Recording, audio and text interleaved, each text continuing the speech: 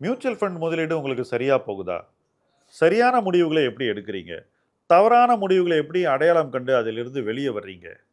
எப்ப இன்வெஸ்ட் பண்ணலான்ற கேள்விக்கான விடைய எப்படி தேடுறீங்க? இது எல்லாம் தான் இன்வெஸ்டருக்கு இருக்கக்கூடிய பெயின் பாயிண்ட்ஸ். இந்த பெயின் பாயிண்ட்ஸ விலக்குறது தான் M2W முதல் நோக்கம். 1 தவறுகள தவிர்க்கிறோம். 2வது எப்போ இன்வெஸ்ட் பண்ணலாம் அப்படின்னு உங்களுக்கு அலர்ட்ஸ் குடுக்குறோம். வாரம் ஒரு பரிந்துரையாவது உங்களுக்கு வரப்போகுது. ஞாயிற்றுக்கிழமை ஆச்சுன்னா உங்களுக்கு பரிந்துரை வரும். அதேபோல உங்களுடைய முழு பொட்டன்ஷியல் என்ன? எவ்வளோ நீங்க சேமிக்கலாம்? எவ்வளோ இன்வெஸ்ட் பண்ணலாம்? அப்படின்னு உங்கள புரிஞ்சுக்க வச்சு, உங்களுடைய பொட்டன்ஷியலுக்கு உங்கள இன்வெஸ்ட் பண்ண வைக்கிறோம். M2W உங்களுக்கான ஒரு பிளாட்ஃபார்ம். நீங்கள் வளர வேண்டிய ஒரு இடம். வளர்ச்சிக்கான ஒரு எக்ஸ்பிரஸ்வே. 1,00,00,000 என்ற இலக்கை நோக்கி இணைந்து பயணிப்போம். Join M2W now. அனைவருக்கும் இனிய சுதந்திர தின வாழ்த்துக்கள். ஃபைனான்சியல் இண்டிபெண்டன்ஸ் இப்போ ஏன் இவ்வளவு முக்கியம்? இன்னைக்கு நம்ம வாழக்கூடிய வாழ்க்கை முறை, வேலை வாய்ப்புகள், வருமானம், செலவு, வருங்கால தேவைகள், வாழ்க்கை தர உயர்வு, நம்முடைய குடும்ப பொறுப்புகள், இது எல்லாமே வேகமாக வளர்ந்து வர்ற சூழ்நிலையில இது எல்லாத்தையும் நம்ம எப்படி நிறைவேத்த போறோம்? எப்படி குறையில்லாத ஒரு வாழ்க்கைய முதல்ல நமக்கு குடுத்துக்க போறோம்? குறையில்லாத ஒரு வாழ்க்கைய எப்படி நம்மோடு நம்மை நம்பி வாழக்கூடியவர்களுக்கு குடுக்க போறோம்? இதுக்கெல்லாம் தேவையான பணத்த எப்படி நம்ம கிரியேட் பண்ண போறோம்? அந்த பணம் வந்தா தான் நமக்கு ஃபைனான்சியல் இண்டிபெண்டன்ஸ் கிடைத்ததாக அர்த்தம். அந்த பணத்த உருவாக்குறது இன்றைய பொருளாதார சூழ்நிலையில எளிதா? சாத்தியமா? இப்படி பல பேர் மைண்ட்ல பல கொஸ்டின்ஸ் இருக்கு. ஃபர்ஸ்ட் ஃபைனான்சியல் இண்டிபெண்டன்ஸ் எல்லோராலும் அடையக்கூடியது. அதுல எந்த மாற்று கருத்தும் இருக்க முடியாது. ஆனா ஒவ்வொருத்தரோட ஃபைனான்சியல் இண்டிபெண்டன்ஸும் மாறுபடும். மிக எளிய வாழ்க்கையை வாழ நினைப்பவர்களுக்கு ஃபைனான்சியல் இண்டிபெண்டன்ஸ் எளிதில் எட்டும்.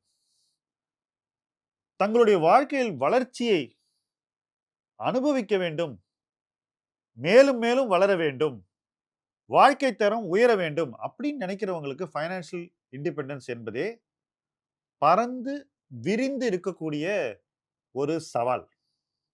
அந்த சவால நீங்க நிறைவு செய்யணும்னா, அதுக்கு நீங்க செய்ய வேண்டிய விஷயங்கள் நிறைய. உங்களுடைய கெரியர்ல வளரணும். தொழில் செஞ்சா அந்த தொழில வளர்த்தணும்.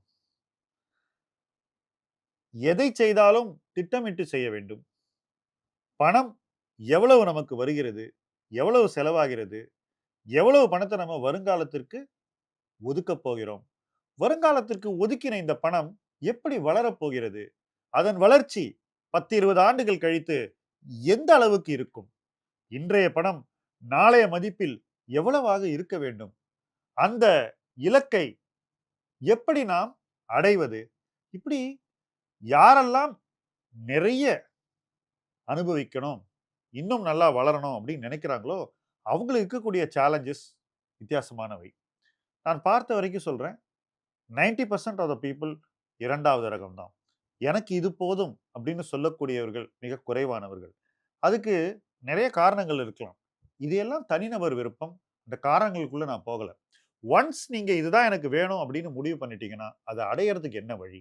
நீங்க அந்த பாதையில தான் இருக்கீங்களா? ஆக்சிடென்டலா நெறைய விஷயங்கள பண்ணி, ஹாபியா சில முதலீடுகள பண்ணி, ஃபைனான்சியல் இண்டிபெண்டன்ஸ உண்மையிலேயே நம்மளால அடைய முடியுமா? நம்முடைய பாதையில தடைகள், தோல்விகள், இடையூறுகள் இதெல்லாம் வராம எப்படி நாம நம்மள முன்னெடுத்து செல்வது? அந்த பாதைய எப்படி நம்ம அடையாளம் காண்பது? அதுல எப்படி நம்ம தெளிவாக பயணிப்பது? இதுதான் இன்னைக்கு இன்வெஸ்டர்ஸ்க்கு இருக்கக்கூடிய மிக முக்கியமான சேலஞ்ச். நான் பார்த்த வரைக்கும் சொல்றேன், இன்வெஸ்டர்ஸ் அங்கும், இங்கும் ஏதேதோ செய்றாங்க. நெறைய விஷயங்கள் செய்றாங்க. ஆனா இது எதுவும் சேர்ந்து அவங்களுக்கு என்ன வேணுமோ அத குடுக்காது. உங்களுக்கு என்ன வேணுமோ அதை குடுக்கக்கூடிய விஷயங்கள செய்யறது தான் உங்களுடைய முதல் பொறுப்பு. அது மட்டும் இல்ல, செய்யக்கூடாத விஷயங்கள தவிர்க்கணும். நம்முடைய சோசியல் சிச்சுவேஷன்ல செய்யக்கூடாத விஷயங்கள நெறைய பேர் செய்றாங்க. பெருவாரியானவர்கள் ஃபைனான்சியல் இண்டிபெண்டன்ஸை அடையாமல் இருப்பதற்கு காரணமே, நெறைய செய்யக்கூடாத விஷயங்கள செய்யறது தான். ரொம்ப ஈஸியா லட்சக்கணக்கான ரூபாய் பணத்தை மற்றவர்களுக்கு கடனாக குடுப்பது. ஏன் அப்படின்னு கேட்டாக்கா, இல்ல, இல்ல என்னுடைய உறவினர், நண்பர், ரொம்ப வேண்டியவர், அன்புக்கு பாத்திரமானவர், இப்படி காரணங்கள சொல்லி பணத்த ஒருத்தர்ட்ட குடுத்துட்டு, அந்த பணத்த இழந்துடுறாங்க. பணத்த இழந்தது மட்டும் இல்ல, ஃபைனான்சியல் இண்டிபெண்டன்ஸ்க்கான பாதை தவறி போகிறார்கள். அது கிடைக்காத ஒரு சூழ்நிலை கூட பல பேர் லைஃப்ல வருது. அதேபோல தொழில் செய்யக்கூடாதவர்கள் தொழிலில் ஈடுபடுகிறார்கள். பிசினஸ்க்கு நெறைய பேரு சூட்டபிள் இல்ல. ஆனா அவங்க பிசினஸ் பண்றாங்க. நம்ம ஒரு விஷயத்துக்கு சூட்டபிள் இல்ல அப்படின்னு நமக்கே தெரியும்போது நம்ம அத பண்ணோம்னு வச்சுக்கங்களேன், அந்த காஸ்ட் இருக்கு பாருங்க, அது நம்ம லைஃப்ல பெரிய ஒரு பிரச்சனைய உருவாக்கிடும், விளையாடிடும். பட் நெறைய பேருக்கு இது நடக்குது. சரி, வேலைக்கு போறேன், சம்பாதிக்கிறேன், ரெகுலரா சேவ் பண்றேன், இன்வெஸ்ட் பண்றேன். எனக்கு எப்படி ஃபைனான்சியல் ஃப்ரீடம் வரும்? இப்படியும் நெறைய பேரு யோசிக்கலாம். ஏன்னா, நம்ம சொசைட்டில 90% ஆஃப் பீப்பிள் வேலைக்கு தான் போறோம். அப்ப அந்த மாதிரி நபர்கள் இன்னும் கவனமா இருக்கணும். அவங்க டிஸ்ட்ராக்ஷனே வச்சுக்க கூடாது. ஹாபி என்ற முறையில முதலீடுகள செய்யக்கூடாது. ரொம்ப சிஸ்டமேட்டிக்காவும், புரொஃபஷனலாவும் தவறுகளை தவிர்க்கக்கூடிய ஒரு ரிஸ்க் மேனேஜ்மென்ட் அப்ரோச் உடைய இன்வெஸ்ட் பண்ணணும். அப்ப என்ன ஆகும்? இந்த சாலரிட் பெர்சனுக்கு காம்பவுண்டிங் இவருடைய லைஃப்ல செய்ய வேண்டிய வேலைய செஞ்சிரும். தவறுகள் தவிர்க்கப்படும். ஸ்லிப்பேஜஸ் அவங்க லைஃப்ல வரவே வராது. சறுக்கல்கள், நஷ்டத்தை அவங்க லைஃப்ல கொண்டு வந்து சேர்க்காது. வளர்ச்சி என்ற ஒரே குறிக்கோளோடு, அதையே இலக்காக கொண்டு அவங்க ஒவ்வொரு மூவா லைஃப்ல பண்ணுவாங்க. பணத்த வச்சுக்கிட்டு படிப்படியா தங்கள முன்னாடி நகர்த்திக்குவாங்க. இந்த வாழ்க்கை எவ்வளவு சாலரிட் பீப்பிள்க்கு கிடைக்குது அப்படின்னு பார்த்தீங்கன்னா, எல்லாருக்கும் இது கிடைக்கிறது இல்ல. பட் இது எல்லாருக்கும் கிடைக்கணும். கிடைக்க முடியும். எல்லாருக்கும் இது கிடைச்சதுன்னா, ஃபைனான்சியல் இண்டிபெண்டன்ஸ்ங்கிறது எல்லோருக்குமான ஒரு விஷயமாக நிச்சயமாக மாறிவிடும். இன்னைக்கு நம்ம இந்த டாபிக் எடுத்து பேசினதே, இது எல்லோருக்கும் போய் சேர வேண்டும். இந்த மெசேஜ நீங்க தெளிவா ரிசீவ் பண்ணணும். இந்த மெசேஜ ரிசீவ் பண்றது மட்டும் போராது. இத நீங்க எப்படி செய்யலாம் அப்படின்னு நீங்க யோசிக்கணும். எனக்கு ஃபைனான்சியல் இண்டிபெண்டன்ஸ் வேணும் அப்படின்னு நீங்க நினைச்சீங்கன்னாக்கா, உங்க ஃபைனான்சியல் இண்டிபெண்டன்ஸ் எப்படி இருக்கணும் அப்படின்னு நீங்க ஃபர்ஸ்ட் டிஸ்கிரைப் பண்ணுவீங்க. இதுதான் எனக்கு தேவை. இதெல்லாம் இருந்தா நான் ஃபைனான்சியல் இண்டிபெண்டன்ட் அப்படின்னு ஒரு இடத்த நீங்க தீர்மானிக்கணும். அந்த இடத்த நோக்கி எப்படி போறது அப்படிங்கிறது அடுத்த கட்டம். நீங்க எங்க இருக்கீங்க? நீங்க எங்க போகணும்? இதுக்குள்ள உள்ள இடைவெளிய நீங்க எப்படி பிரிட்ஜ் பண்ண போறீங்க? ஒரு நல்ல செய்திய இப்ப நான் சொல்றேன். நீங்க இருக்கிற இடத்துல இருந்து நீங்க போக வேண்டிய இடத்துக்கு தேவையான பணம் உங்களுடைய பாக்கெட்ல இருந்து மட்டும் வராது. அதுதான் குட் நியூஸ். இன்ஃபாக்ட் அதுக்கு தேவையான பணத்துல ஒரு பகுதி மட்டும் தான் உங்க பாக்கெட்ல இருந்து வரும். எஞ்சிய பணம் எங்க இருந்து சார் வரும்? யாராவது வந்து குடுப்பாங்களா அப்படின்னு கேட்கிறீங்களா? யாரும் உங்கள்கிட்ட கொண்டு வந்து இத தனிப்பட்ட முறையில குடுக்க போறதில்ல. ஆனா காம்பவுண்டிங் என்ற அந்த அற்புதமான ஒரு சக்தி உங்க லைஃப்ல வேலை செஞ்சதுன்னா, காம்பவுண்டிங் உங்களுக்கு அந்த பணத்த குடுத்துரும். ஃபைனான்சியல் இண்டிபெண்டன்ஸ் அடைந்தவர்களை போய் கேளுங்கள். அல்லது போய் அவங்களுடைய நிதி நிலைமைய புரிஞ்சுக்கங்க. அவங்ககிட்ட இருக்கிற பணத்துல குறைந்தபட்சம் 75% காம்பவுண்டிங்ல இருந்து வந்திருக்கும். வெறும் 25% தான் அவங்களுடைய பணம். அதே மாதிரி அந்த 100% பணத்த உருவாக்குறதுல சறுக்கல்கள், இழப்புக்கள், சிக்கல்கள் இது எல்லாத்தையும் அவங்க தவிர்த்திருப்பாங்க. பணத்த பொறுப்பா கையாண்டிருப்பாங்க. பணத்த ஒரு விளையாட்டு பொருளா, அத வச்சுட்டு ஸ்பெகுலேட் பண்றது, ட்ரேட் பண்றது, கேம்பிள் பண்றது, பிசினஸ் பண்றது இது எதையுமே செய்ய மாட்டாங்க. எனக்கு தெரியாத விஷயங்கள நான் செய்ய போறதில்ல அப்படின்ற ஒரு தெளிவோடு பயணிப்பார்கள். ஃபைனான்சியல் இண்டிபெண்டன்ஸ அடைய நினைக்கிறவங்க நிச்சயமாக இந்த தெளிவை பெற வேண்டும். அதுதான் இன்னைக்கு நான் குடுக்கிற செகண்ட் மெசேஜ். ஃபைனான்சியல் இண்டிபெண்டன்ஸ் வந்தே தீரும். இன்ஃபாக்ட் சீக்கிரமே வந்தே தீரும். இப்போ நம்பர்ஸ் பேசலாம். எவ்வளவு பணம் இருந்தா நீங்க ஃபைனான்சியல் இண்டிபெண்டன்ட்? சில பேரு 1,00,00,000 இருந்தா ஃபைனான்சியல் இண்டிபெண்டன்ட். சில பேருக்கு 10,00,00,000 இருந்தா தான் ஃபைனான்சியல் இண்டிபெண்டன்ட். சில பேருக்கு 100,00,00,000 இருந்தா தான் ஃபைனான்சியல் இண்டிபெண்டன்ட். சமீபத்தில நான் ஒரு விஷயத்த பார்த்தேன். 10 வருஷம் முன்னாடி 1,00,00,000க்கு மேல உங்களுக்கு எதுக்கு பணம்? அப்படின்னு சொன்ன பல பேர் இன்னைக்கு 10,00,00,000 வேணும், 15,00,00,000 வேணும்னு வீடியோஸ்ல வந்து பேசுறாங்க.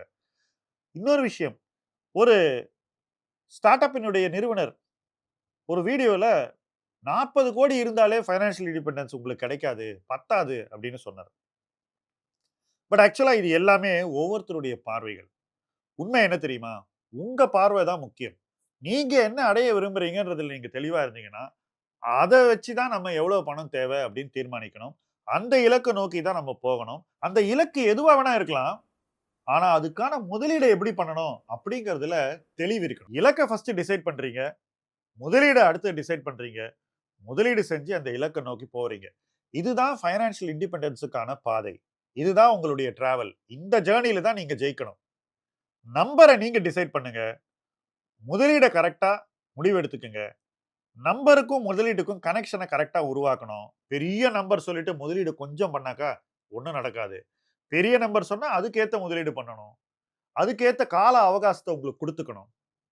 ரொம்ப பெரிய நம்பர் பண்ண நெனைக்கிறவங்க, லைஃப்ல சீக்கிரம் ஆரம்பிச்சாங்கன்னா, பெரிய நம்பர் அவங்களுக்கு வந்து சேரும். ஏன்னா நெறைய டைம் குடுக்கணும் காம்பவுண்டிங்க்கு. இது எல்லாம் செஞ்சா, நீங்க தீர்மானிச்ச அந்த பைனான்சியல் இண்டிபெண்டன்ஸ் உங்களுக்கு வந்து சேரும். நீங்க எங்க வேணா போக நினைக்கலாம். அதனுடைய ஒரு ஆரம்ப கட்டமா தான் நான் இந்த 1,00,00,000 அப்படின்ற இலக்க தீர்மானிச்சேன். 1,00,00,000 என்ற இலக்கை அடைவதற்கு என்னென்ன செய்யணுமோ, அத நீங்க கரெக்ட்டா செஞ்சீங்கன்னாக்கா, அதுக்கப்புறம் நீங்க என்ன செய்யணும்ங்கிறத நான் சொல்ல தேவையில்ல. உங்களுக்கே தெரிஞ்சிரும். அது மட்டும் இல்ல. இந்த 1,00,00,000 என்ற இலக்கை அடைவதற்கு என்னென்ன செய்ய வேண்டும் என்பதை நாங்க உங்களுக்கு சொல்ல சொல்ல, நீங்க அத உள்வாங்கிக்கிட்டு இன்னும் ஒரு படி மேலே செய்வீர்கள். உங்க வளர்ச்சிய வேகப்படுத்துவீர்கள். இதுதான் மைல்ஸ்டோன்ஸ் டூ வெல்த்த நாம உங்ககிட்ட கொண்டு சேர்க்கிறதுக்கான ஒரே முக்கியமான குறிக்கோள். ஒரு இலக்கை ஒருத்தருக்கு குடுக்கணும். அந்த இலக்க நோக்கி அவங்க டிராவல் பண்ணணும். அதுக்கு தேவையான எல்லா விஷயத்தையும் செய்யணும். தங்களுடைய முதலீட்டு முடிவுகளை சீராக எடுக்க வேண்டும். அந்த முடிவுகளிலிருந்து மாறாமல் பயணிக்க வேண்டும். இலக்கு வரும் வரை முதலீட்டில் நீடிக்க வேண்டும். முதலீடு வளர்வதற்கு தேவையான நேரத்தை கொடுக்க வேண்டும். எந்த நேரத்திலும் தங்களுடைய முதலீட்டிற்கு சாதகமாக பயன்படுத்திக் கொள்ள வேண்டும். எந்த நேரத்திலும் முதலீட்டில் உள்ள தங்களுடைய கான்ஃபிடன்ஸை இழக்காமல் ஒரு முதலீடு எனக்கு வெற்றியை குடுக்கும் அப்படின்ற நம்பிக்கையோடு அத நோக்கி போகணும். இலக்கு 1,00,00,000 என்ற இந்த மைல்ஸ்டோன்ஸ் டூ வெல்த் ஜர்னில 10,000க்கும் மேலானவர்கள் ஏற்கனவே இணைந்து விட்டீர்கள். இன்னும் ஆயிரக்கணக்கானவர்கள் மாதம்தோறும் இணைந்து எங்களோடு ஜர்னிய ஸ்டார்ட் பண்றீங்க. இன்னும் பல பேர் சேரப் போகிறீர்கள். உங்கள் அத்தனை பேரும் பைனான்சியல் ஃப்ரீடம் என்ற விஷயத்தை, பைனான்சியல் இண்டிபெண்டன்ஸ் என்ற இலக்கை அடைய வேண்டும் என்பதுதான் இன்று நான் உங்களுக்கு கொடுக்கும் மிக முக்கியமான மெசேஜ், வாழ்த்து. இனிய சுதந்திர தின நல்வாழ்த்துக்கள். இணைந்து பயணிப்போம். முதலீட்டு களம் உங்கள் களம். நன்றி.